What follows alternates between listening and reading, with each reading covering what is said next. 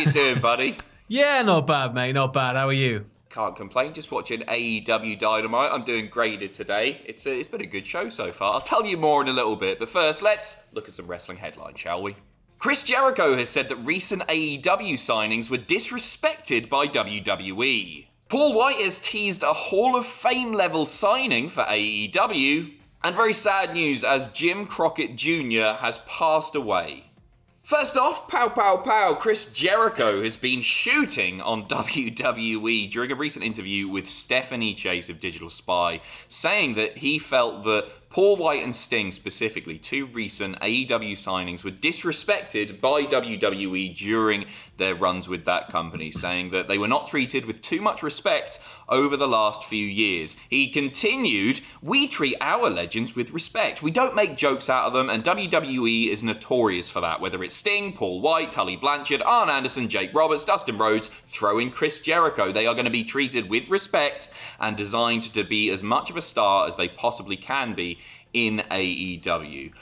So, you know what? I certainly agree with him. Paul Wight especially, when he was getting cucked on a weekly basis by Stephanie McMahon. Yeah. Not only did it feel disrespectful, but also it just wasn't very entertaining TV. I don't think it was fun to watch as a viewer. And I know, Stephanie's being the heel there and everything, but it was just a bit like, it's not actually very, very good television, that.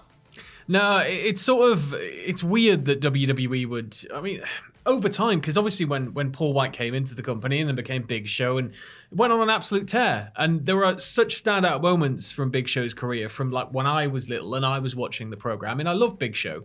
But as you said, it just sort of, over time, it just seemed to get more and more strange. And when you mentioned Sting, obviously that whole situation involving the Triple H match and in middle of day for one, and then Triple H going over and the NWO stuff and constantly sticking the boot in about, winning the war, and it's just odd. Yeah, it is odd. Chris Jericho also mentioning Paul Wight's role moving forward within AEW, saying that they understand the value of Paul Wight. He's got one thing you can't teach, and it's not his height, experience. Who he is as a character, understanding comedy, drama, and when to be violent. I also know that he's a great mentor for some of our bigger guys that we have, such as Lance Archer and Luchasaurus. Those type of guys, and they know how dangerous a motivated Big Show can be. And I think he brings a huge amount of value. It's already been spoken about like you've got these household names in Sting and Jericho and now Paul Wight. When they're talking to network execs and all that stuff, is helpful there, but it's also helpful at bringing in lapsed fans of wrestling, people that were watching 15, 20 years ago.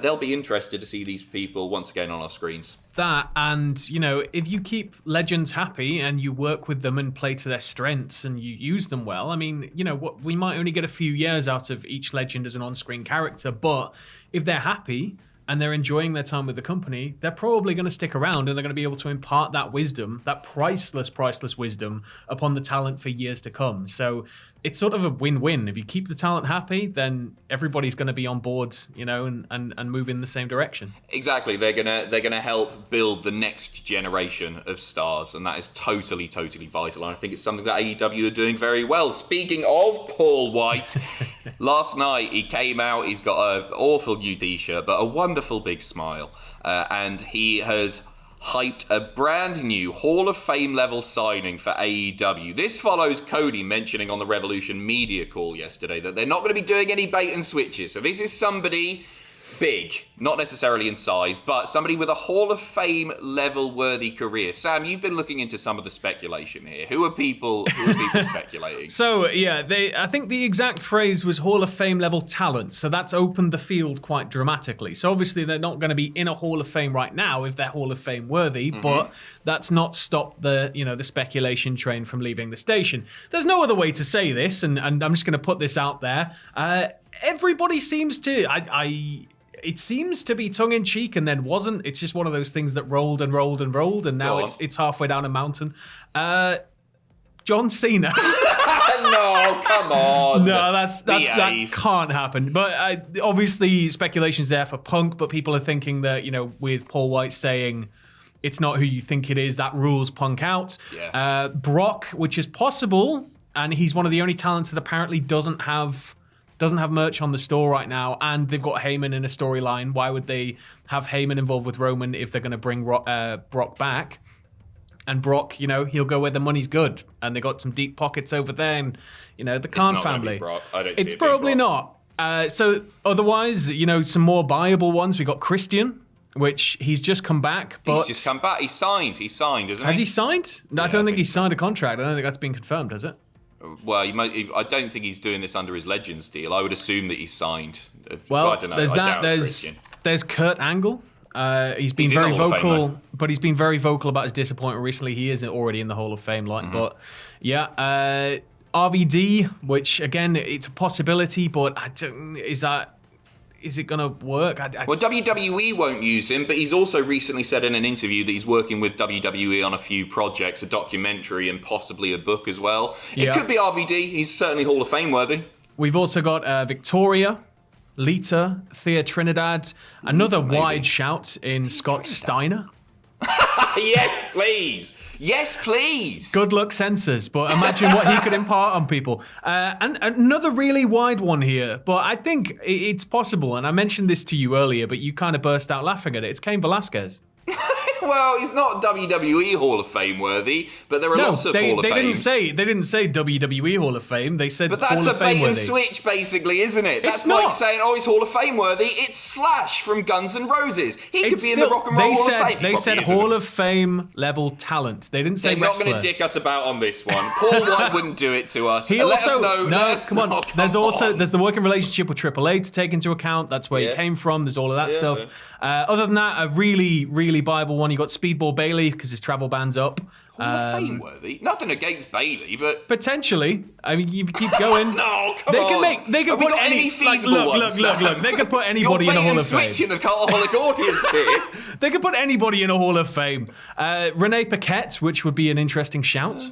And I personally think, and I agree with this, that quite a lot of people think it could be Mauro Ranallo, who, again, has done a lot in the world of commentating, could be involved in a number of Hall of Fames for his work across several combat sports. And it would make sense because Paul Wight is doing commentary for the new AEW show, though I believe it's going to be Jericho is going to be the second man, but who's to say there's not going to be a third man? Mauro in that mix, I could get behind that.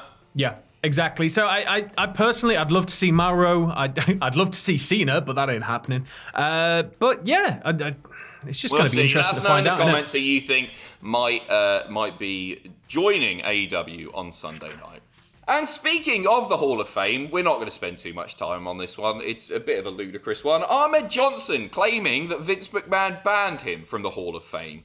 So, rewind, we're back in February of 1998. Ahmed Johnson leaves WWE, and apparently Vince McMahon told him that, he's never going to be inducted. He said, because me and Vince had a falling out right when I left, I believe around 1998, he told me that I wouldn't be in the Hall of Fame because of our falling out. He actually told me that. Ahmed, you've nicked my sweets, you're fired, and you're never going in my Hall of Fame. It's going to be Ahmed on Sunday, isn't it?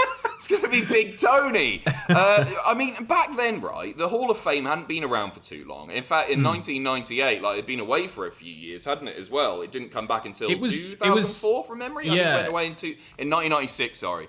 But back then, it was the names in there were the likes of Buddy Rogers, Gorilla Monsoon, Andre, Freddie Blassie. Why would Ahmed Johnson think that he was going to be inducted? What? It's just nonsense. I don't believe it for a second, to be honest. But there you go. There's your news story. Moving on swiftly from Big Tony. 2 huge title matches booked for next week's episode of NXT, as well as an earth-shattering announcement from William Regal. So we've got Adam Cole challenging for the NXT title, Finn versus Adam there, and also Io Shirai, the NXT Women's Champion, taking on Toni Storm. Huge matches, and then NXT General Manager William Regal announcing that he's going to make an announcement that will change the landscape of NXT forever, aka they're moving to Tuesday nights. That's what it's going to be. It's got to be, hasn't it? It's got to be. Yeah, I mean, unless they're going to do some sort of massive rebrand or they're going to announce an NXT for NXT like officially. and all the rumors about Evolve, you could maybe have that, and it's like NXT isn't just developmental anymore, and they could really double in on that. But yeah, I think it's the move. According to Alvarez, the decision to move NXT to Tuesday is a done deal, and it comes at the request of the USA Network themselves. So there you go. Another quick one, the latest on WrestleMania 37 tickets for anybody brave enough to go. Fightful.com reporting that tickets are going to be on sale from next week. Apparently there's going to be a test event this Friday to make sure there are no technical issues with selling tickets. So keep an eye out for that. WWE yet to announce anything themselves. And finally, we are finishing on some very sad news indeed. Jim Crockett Jr. has passed away at the age of 76. Now, there were reports over the past few days that his condition had worsened. He'd been moved into hospice care following kidney and liver failure.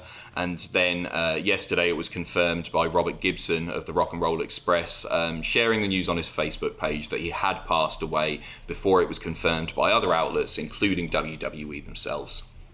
It's really sad. And when you look back at the territories, or when you look back to the NWA or the early days of WCW, you can't help but read about Crockett. He's everywhere, and he's integral to that entire period of wrestling. And he's also one of the few people that got one over on Vince McMahon when he managed to save Southern wrestling after Vince barged his way into Georgia Championship Wrestling, took the time slot, and the viewers hated what was being presented to them. He brought that back, and he was able to drive McMahon out of that territory for a while. And as you said, his influence is huge. His influence is huge. There was stuff happening even on AEW Dynamite last night that was influenced in part by Jim Crockett Jr., the stuff with Tully and JJ. And we see it play out every single week. There's stuff that sort of has his fingerprints on it, I guess.